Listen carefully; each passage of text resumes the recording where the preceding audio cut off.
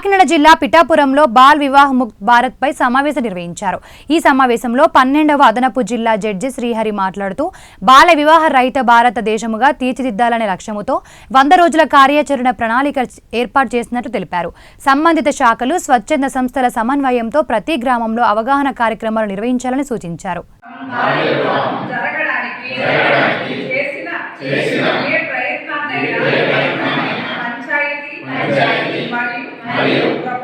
ప్రభుత్వ అధికారులకు తెలియపరుస్తాను।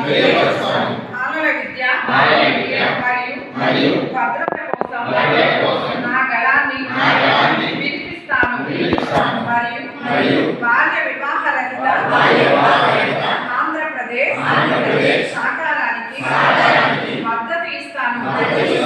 బాల్య వివాహ రహిత ఆంధ్రప్రదేశ్।